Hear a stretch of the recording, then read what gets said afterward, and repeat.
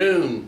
We're at the Evansville Wartime Museum with Richard Paul, otherwise Duke.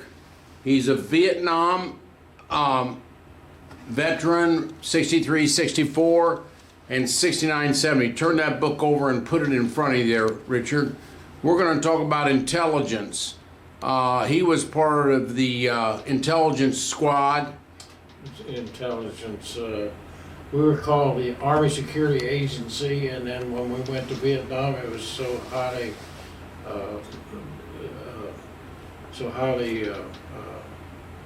Classified. Highly classified that you...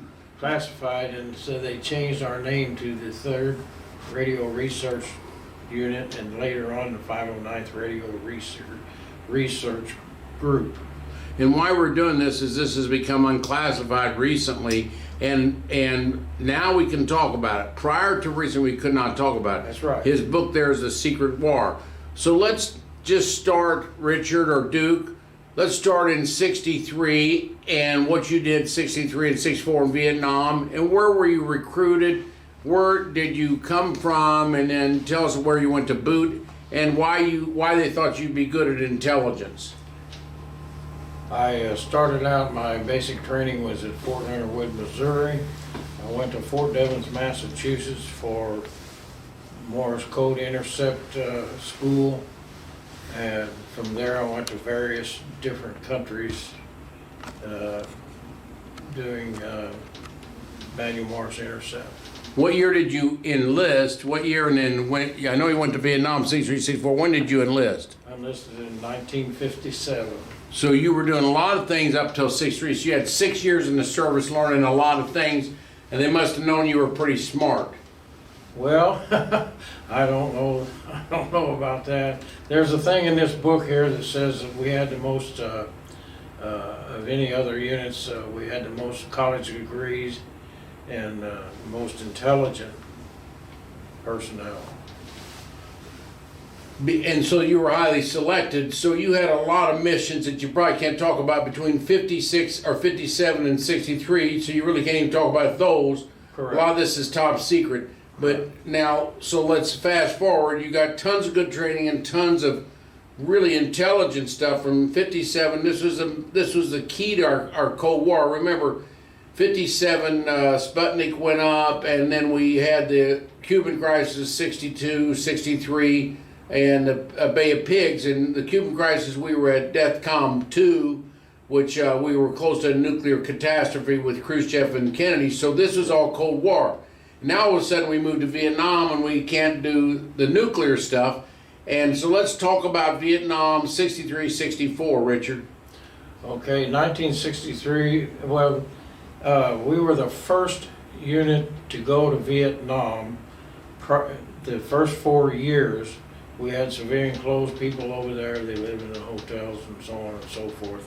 And gradually they integrated into us doing this intelligence ourselves and training the South Vietnamese troops to do what we did. And what it was... What city were you living in South Vietnam? And the first time in Saigon for a while. In civilian clothes and in a hotel? I wasn't. When I got there in 63, they started letting us wear our uniforms, but the main deployment and everything of the actual fighting soldier was not until 1964, 65. I would like to read something here. This is by General Bruce Palmer, Vice Chief of Staff, U.S. Army.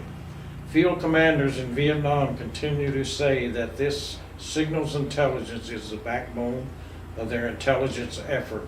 They can live or can't live or fight without it. I want to stress everyone in this room just how important this effort is. I can't think of anything more important because they are just blind over there without this effort. I wanted to include that in there. So really you were the backbone of finding out where the North Vietnamese were and what we should do, and intelligence to try to find out what we should do. It's essentially reconnaissance. And it's like a plane can go look at things a person can go tell you things, but you were trying to learn. How did you learn your information? Well, the information, the main thing that we did is they configured an aircraft and they put a dipole antenna on each wing, and they would know a general area of an enemy unit. So, but not specific. It could be anywhere in that area. So then we would go up. They would send us a signal from the ground to the specific targets that was sending Morse code. We'd go up there. The pilot would have a map on his thigh, and what he would do is he would take that aircraft, take that signal, hear that signal, and he would flatten the aircraft, turn it back and forth, and when he got a no sound, that's the direction it's coming from. So then he would tip the aircraft over, plot his position on here, and then he would go in and take shots as long as that signal was up. And Take photographs. no photographs. No, for what kind of shots? You said Well, shots. I say shots.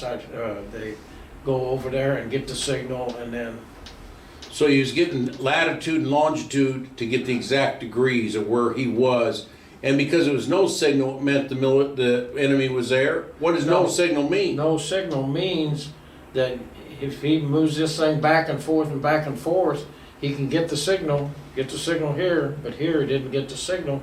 That's the direction it's coming from. I see the direction. So the enemy was sending a radar or something. No, they were just sending radio. Morse code. The enemy was sending Morse code at him, thinking he was. Not at him at all. They didn't know he was there. Oh, just send it to anywhere. Right. I see. Right. And they were communicating by Morse code, and this was really an intercepting of Morse code, and then you would have to take that back and decode it. Did you get the Right. Morse code? You didn't get it. You didn't get the Morse code. Well, Read. we already knew that they knew what they come up a lot of times at specific times, and we have blanketed a place and picked out different signals and so on and so forth. Then we would go back and then on map, and wherever it triangulated, they'd draw a line here, here's the next shot, draw a line here, draw a line here. Where they triangulated, that's where that enemy was. And many times, those pilots would get them within 100 or 200 meters of where that transmitter was. That's where the enemy is. Why didn't that enemy shoot that aircraft down? Well, a lot of times they didn't see it.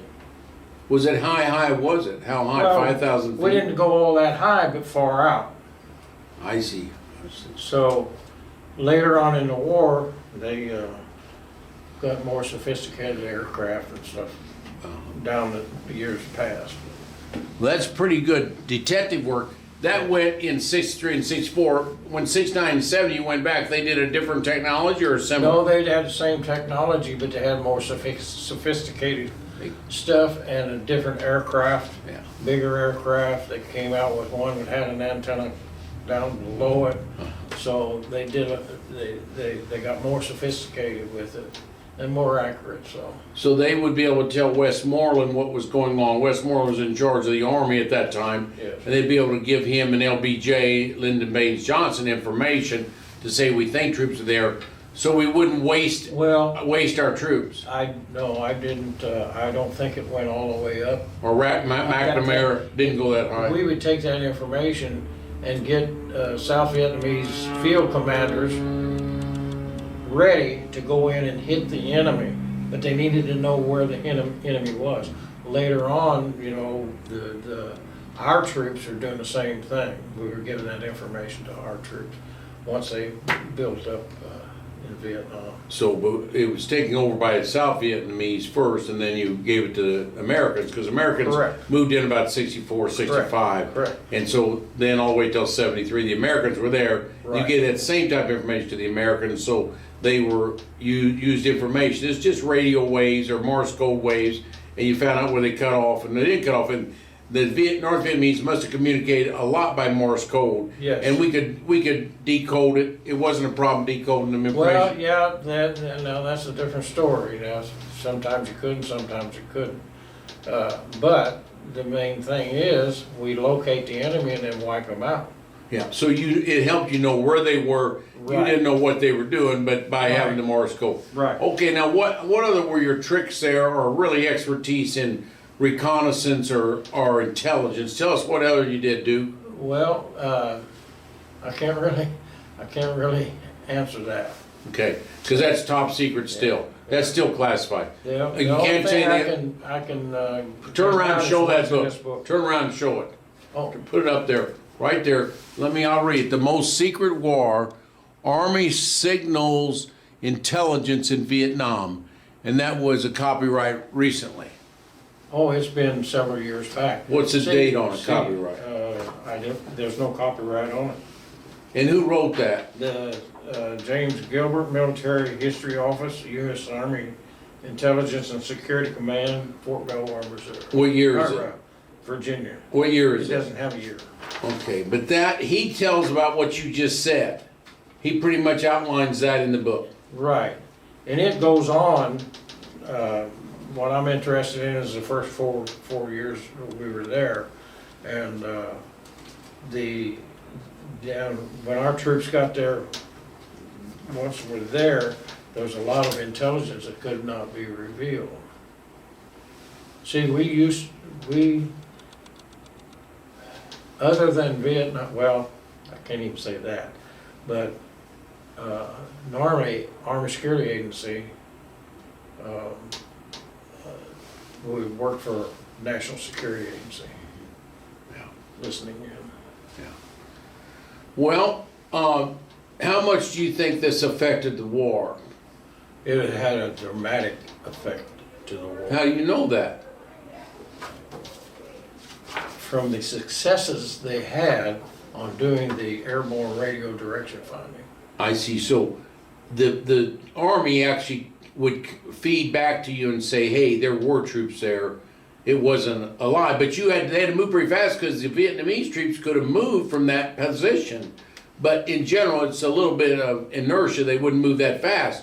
But your Army troops that went into these areas, you said the enemy's there, you were right most of the time. Yes. How you know that? Well, me personally, I don't know that. I just go by what this guy said right here. Uh-huh. We had many successes. The first man killed by hostile fire in Vietnam was from our unit.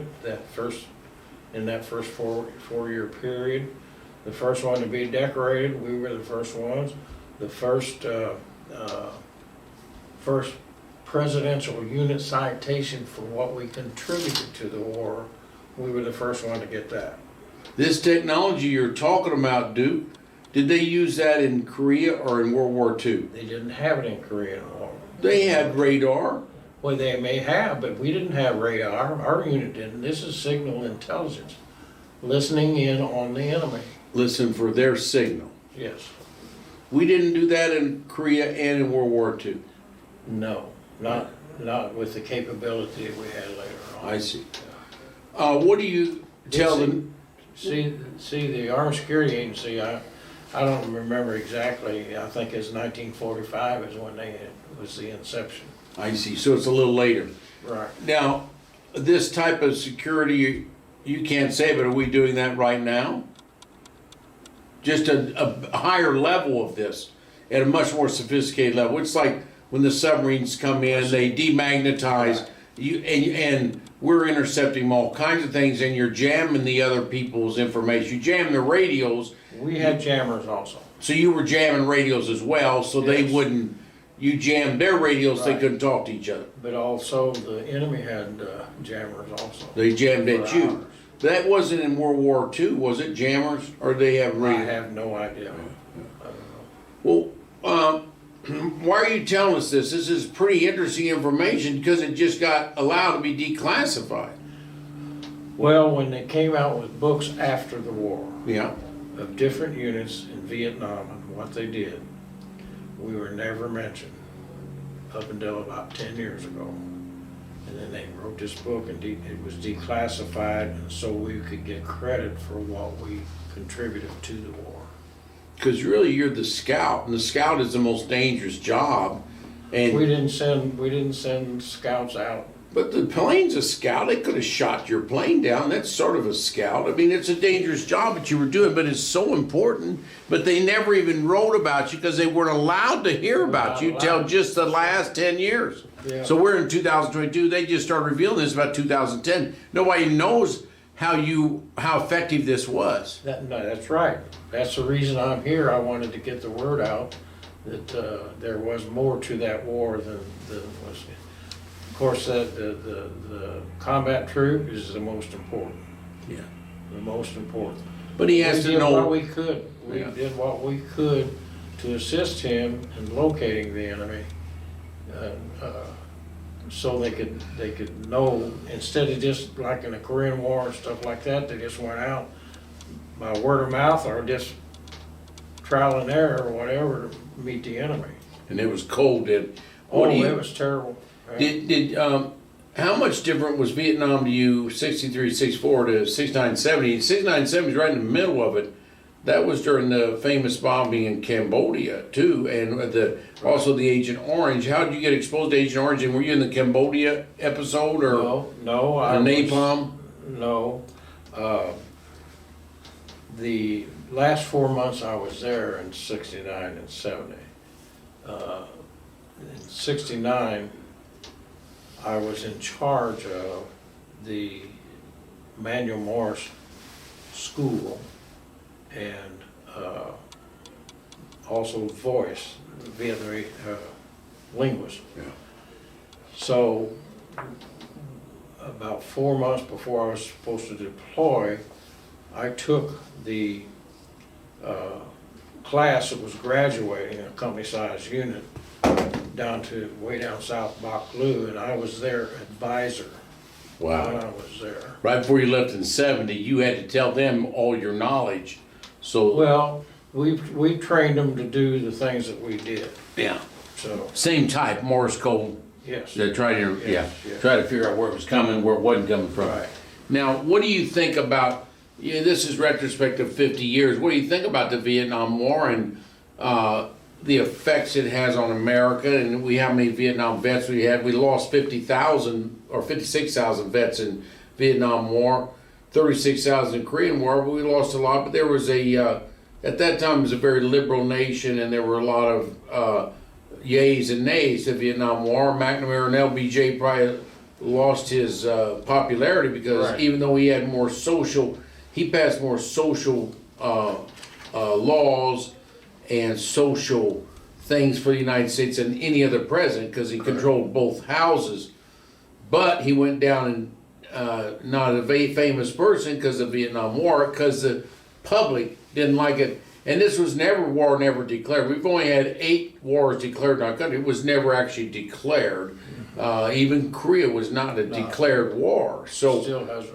and so what's your thoughts on that? You've got a lot of wisdom after 50 years, and maybe you can't say it, but for the next generation, what's your thoughts about it, Duke? About why we went to war, and how we're working for our freedom, and then the problem with the country. Some people agreed with it, some people didn't. It's a terrible thing to have a split in emotion. Where World War II, there was not a split in emotion. Well, I have a hard time remembering, Yeah. but I say we, me and my compadres or whatever, just one example, we knew they were building the missile silos in North Vietnam and so on and so on, Norway and around and everything, and we never did anything about it. They waited till they were completed. Then when our pilots, Air Force pilots went over there, they shot them down. So, that part of us, and the political aspect of it, like you were just talking about, it's all politicians. You got generals and officers and so on and so forth fighting a war, but you got Congress and the Senate people and the president running the war, basically. So we weren't happy about that. We talked about that. Because they said LBJ would talk to McNamara and they would talk to Westmoreland. They tried to direct some of it from the armchair, and that was some of the criticisms. I don't know what's true and what isn't, but some of that was thought about. Well, I can't thank you enough, Duke, for giving us this information. We'll have to have somebody talk at our monthly talks down here about this, because not many people are aware of this. Oh, okay. Do you have other comments that you want to summarize for us? No, I just thought we would be going through the book here and taking pictures and stuff of the equipment and different things and so on. Well, I would like to take several pictures, but not the whole book.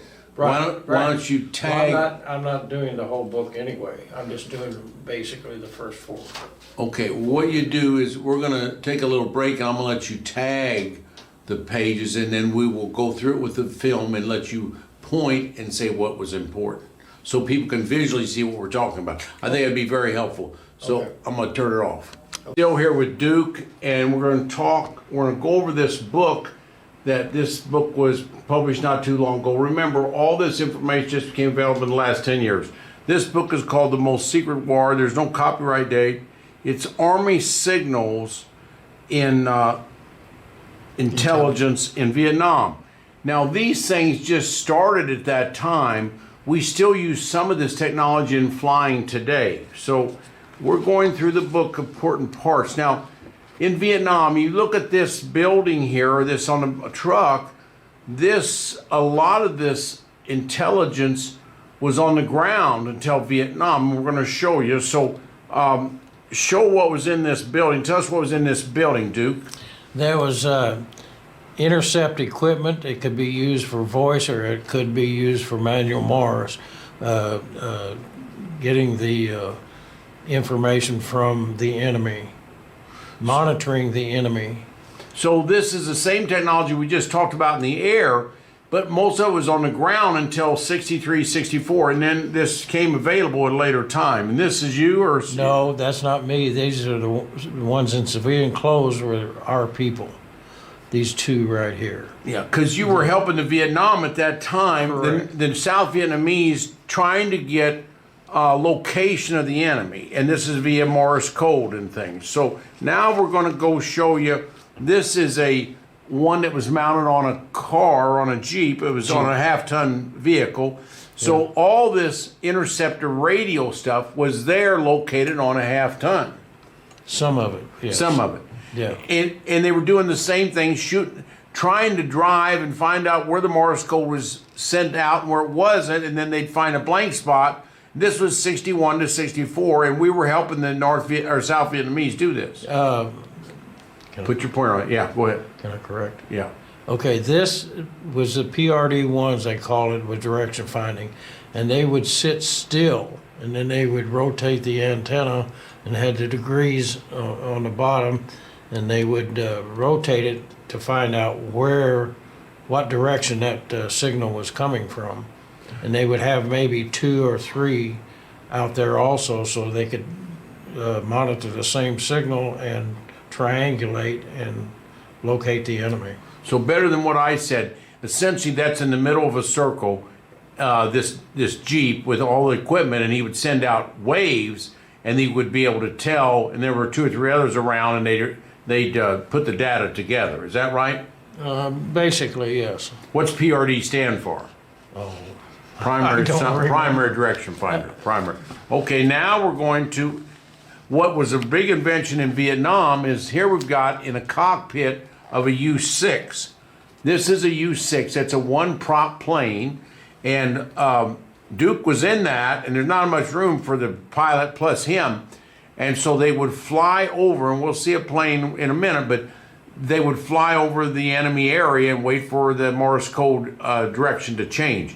Talk about this radio here and this plane here a little bit. We'll see another part of the plane. that's just a regular R390 is what it was called, but it was a radio receiver, and you would tune in.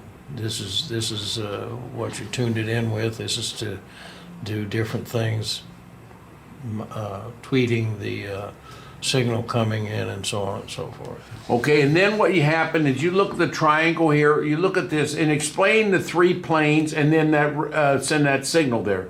Explain that Okay, from the ground, they would notify us by Morse code to the person receiving the signal, and they would take that signal and send it up to the pilot, and the pilot would rotate the aircraft and everything, note where he was and what direction that signal was coming.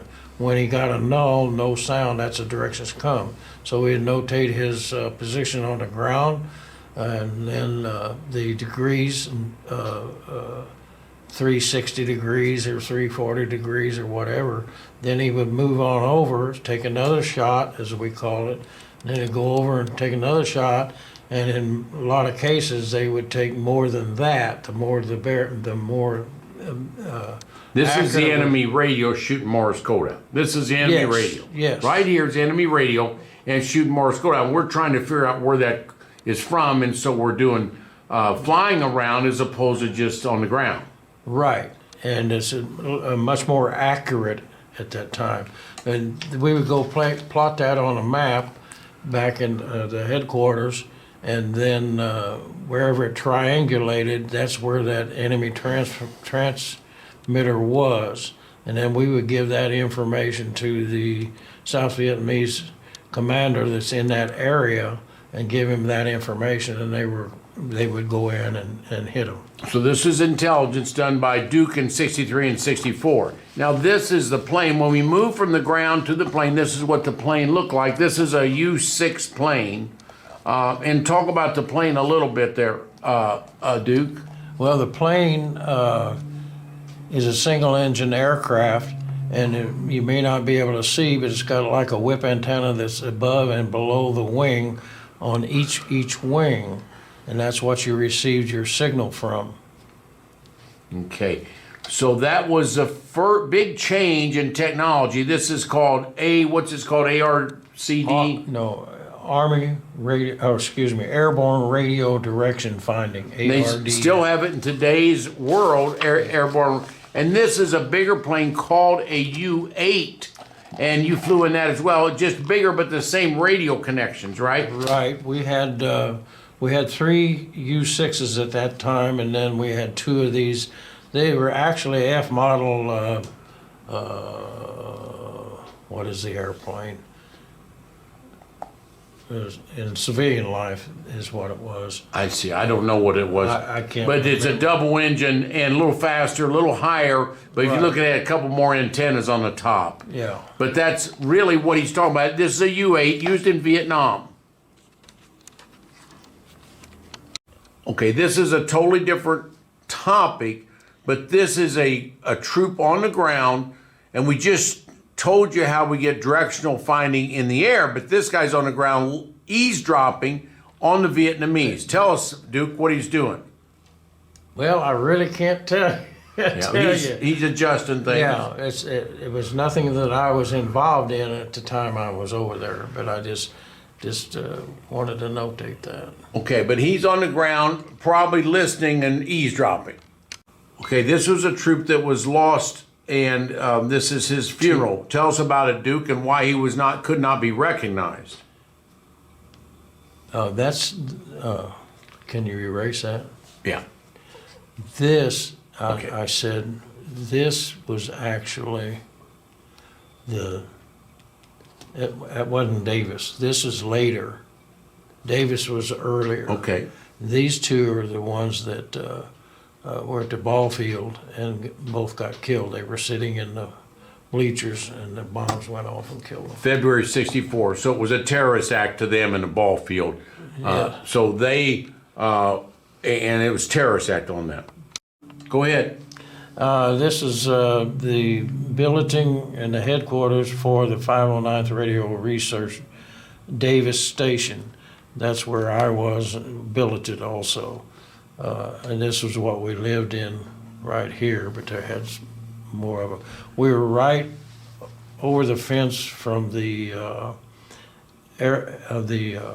airport where our planes took off and In so on. Saigon. In Saigon. And so they're saying in 509 Radio Research Group, remember, it's really an intelligence group. They wanted to camouflage that, say just radio Correct. research, where really should have been intelligence, but the enemy would have figured out things and they Oh, didn't yeah. want it. Oh, yeah. And you were right there at that same thing. Yeah, I was right there, yeah. It says near the delta to the DMZ, widely dispersed ASA elements.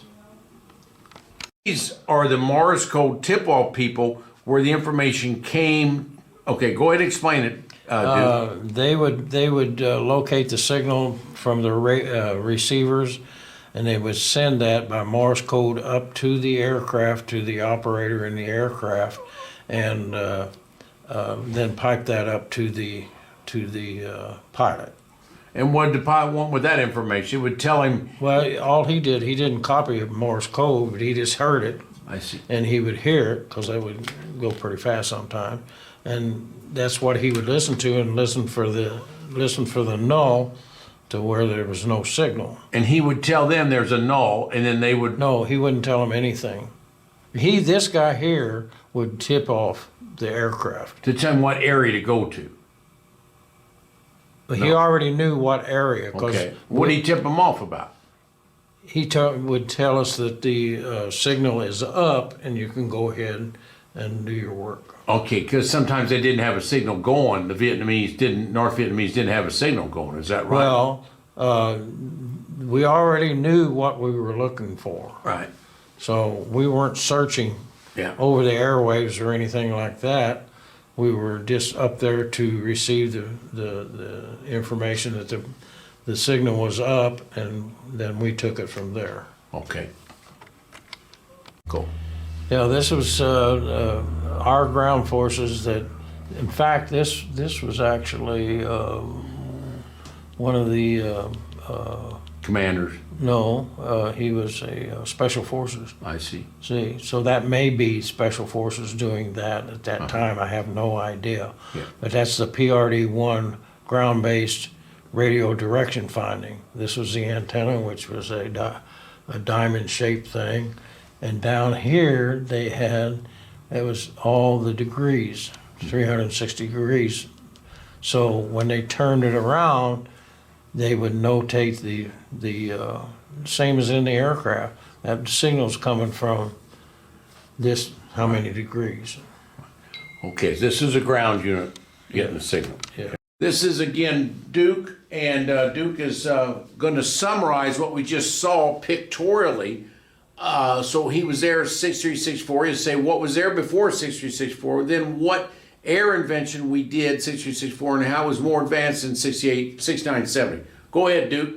Okay, when we first went over there, they went over in civilian clothes and lived in a hotel, and we were not supposed to be there. And so we had a cover story of who we were and so on and so forth. Well, most of that came after the civilian clothes thing. Then in 64, 65, they started the buildup of ground troops. When we were there as in civilian clothes and everything, we were training also the South Vietnamese Army. So that we were teaching them. Then when we got to ARDF, the Airborne Radio Direction Finding, we taught their pilots and their operators to take over what we were doing, or help what we were doing. So what you're saying there, Duke, is this radio direction finder was a key in intelligence, and this has just been released in 2010 to 2012. The book you've got that we looked at earlier, and we showed you some of what the equipment looked like, but it's a tremendous advance, and you were part of it you were in the Army 57 to 70s, and you were able to... 77. Okay. Duke, summarize things on yourself. I'm Duke Paul, and I was born January 23rd, 1940, and In the Army, you enlisted in 57 from Evansville, Indiana. correct, And then you enlisted in the Army in 57 and stayed in the Army till the 70s. 77. So you had 20 years in. Yes, So you're a really retired Army. yes, I am, So you do get a pension. yes. All right, so, and then you had about 4 years in Vietnam, 63, No, 60. no. The tour of duty there was 11 months. So the first time I was there was 11 months, but it was 63, 64. And the second time? 69, 70, I see. correct. And what do you need to tell these students and other people listening? What's your thoughts about Vietnam, and what's your thoughts about the Army? What's your thoughts about patriotism? Patriotism first. Well, patriotism, I am a patriot. I believe in supporting our troops wherever they may go, and wish them the best of luck. And And the second thing is patriotism. What you said is you're a supporter of our country, yes, and whatever our commander in chief says, you're going to go with him. correct. The second thing we know about World War I, World War II, Korea, but Vietnamese was a debatable war, and we don't get too in depth about it. But you were a troop. There are a lot of non-troops that said we should have been at war, so it was a dichotomy in our country. Can you speak to that? Well, I really You were a can't. supporter. You were a supporter, and I there were was a lot of anti-Vietnamese people. Absolutely. There were things that were happening, and the decisions made by the Congress and the president and everybody that we didn't agree with. However, we were troops, and we did our job, and I don't regret that at all. Yeah. I'm glad that I was a participant in that war. So we may not agree with all the decisions and stuff they did, but they were our commanders and we were the troops, and we did what we were supposed to do. I have no regrets. Okay, well, thanks for all this time. This is a summary on what intelligence in Vietnam with radio waves. Very interesting, just revealed in about 2010, and he was right in the middle of it, and this is the first time he's able to speak on it. Thank you very much, Duke. Thank you. Richard Paul Duke. Correct.